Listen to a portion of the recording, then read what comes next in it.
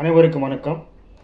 இந்திய கப்பற்படையில் புதிதாக INS ஹரியாட் SSPN என்ற அணுசக்தி நீர்மூழ்கி கப்பல் கடந்த வெள்ளிக்கிழமை அன்று சேர்க்கப்பட்டது. இது இரண்டாவது அணுசக்தி ஆயுதம் தாக்கக்கூடிய நீர்மூழ்கி கப்பலாகும். இதற்கு முன்பு 2009ஆம் ஆண்டு ஆகஸ்ட் மாதம் 29ஆம் தேதி ஐஎன்எஸ் அரிஹந்த் என்ற நீர்மூழ்கி கப்பல் சேர்க்கப்பட்டது. இந்த நீர்மூழ்கி கப்பலுக்கு சர்வதேச அளவில் எஸ்எஸ்பிஎன் என்று அழைக்கப்படுகிறது. அதாவது ஷிப் சப்மரீன் பல்லஸ்டிக் அணுசக்தி. அதாவது கப்பல் நீர்மூழ்கி கப்பல் ஏவுகணை அணுசக்தி கொண்டவை. அதாவது அணுசக்தி ஏவுகணையை, அதாவது அணு ஆயுதத்தை ஏவுகணை மூலமாக எதிரிகளை தாக்குகின்ற தொழில்நுட்பம் கொண்டதுதான் ஐஎன்எஸ் அரிஹாட். அதனால தான் இதற்கு பெயர் தி எனிமீஸ் ஆஃப் டெஸ்ட்ராயர், எதிரிகளை அழிப்பவன் என்ற பொருள் தரும் வகையில் அரிஹாட் என்று பெயர் வைக்கப்பட்டுள்ளது.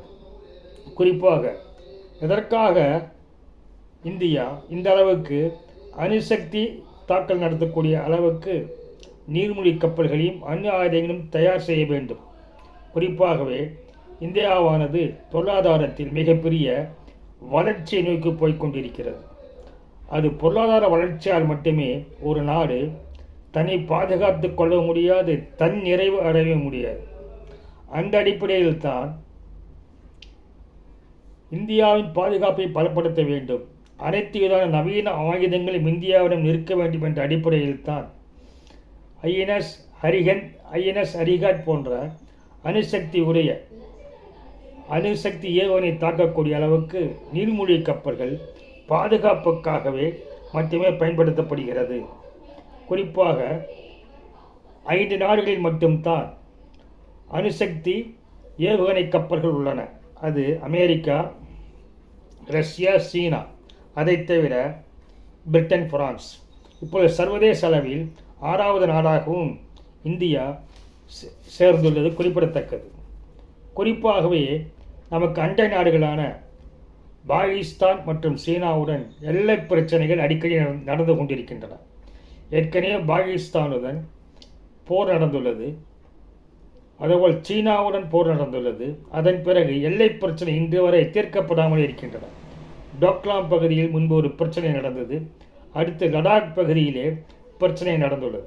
இப்படி நம்முடைய பிரச்சனை நடக்கின்ற பொழுது நம்மிடம் தற்காத்து கொள்ளும் அளவுக்கு இராணுவத்தை பலத்தை கூட்ட வேண்டும் என்பதற்காகத்தான் அணுசக்தி உடைய நீர்மூழ்கி கப்பல் இங்கே சேர்க்கப்பட்டு வருகின்றன. இதுவரை இந்தியாவில் 2 அணுசக்தியில் இயங்கும் அணுசக்தி ஆயுத ஏவுகணை தாக்குதல் கப்பலானது சேர்க்கப்பட்டுள்ளது.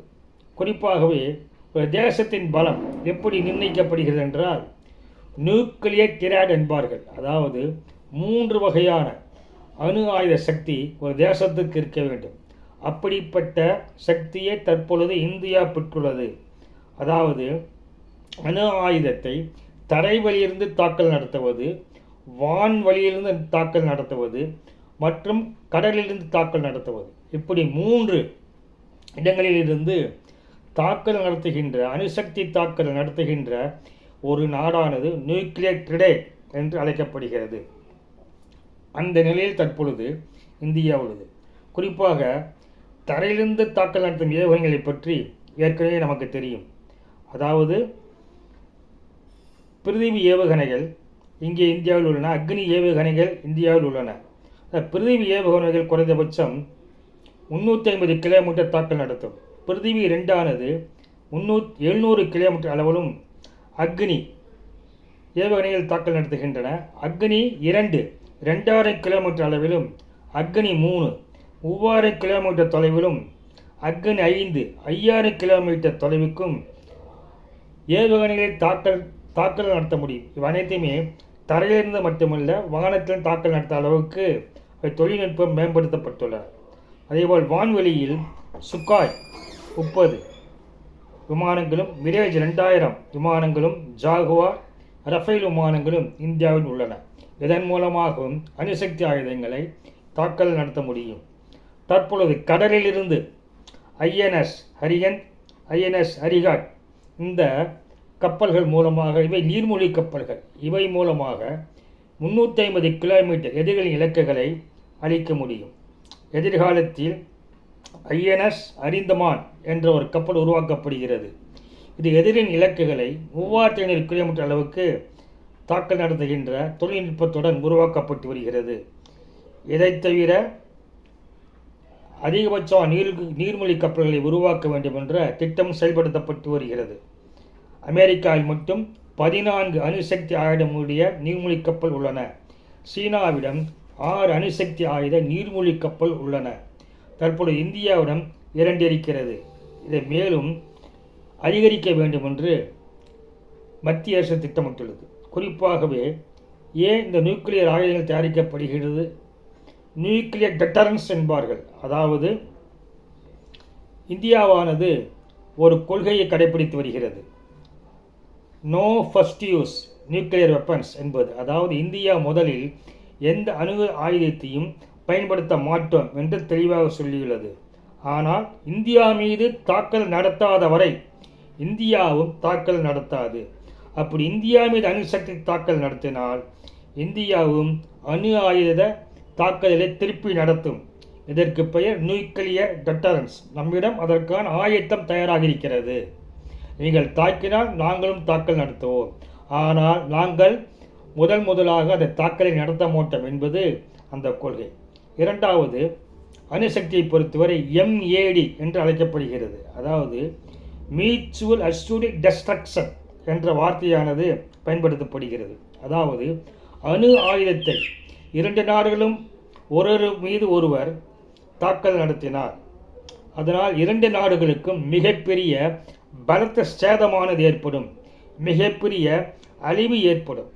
இதை புரிந்து கொண்ட அணுசக்தி ஆயுதமுள்ள 2 நாடுகளும் ஒருவர் மீது ஒருவர் அணுசக்தியை பயன்படுத்தவே மாட்டார்கள், தாக்குதலே நடத்த மாட்டார்கள். அதற்காக தான் இந்தியாவும் குறைந்தபட்சமாவது அணு ஆயுத சக்தி உள்ள நாடாக இருக்க வேண்டும் என்று முடிவு செய்து செயல்படுத்தி வருகிறது. இதற்கு பெயர் சர்வதேச அளவில் மியூச்சுவல் அஷ்யூர்ட் டெஸ்ட்ரக்ஷன் என்பதாக தன்னை தற்காத்துக் கொள்வதற்காக வைக்கப்பட்டுள்ளது.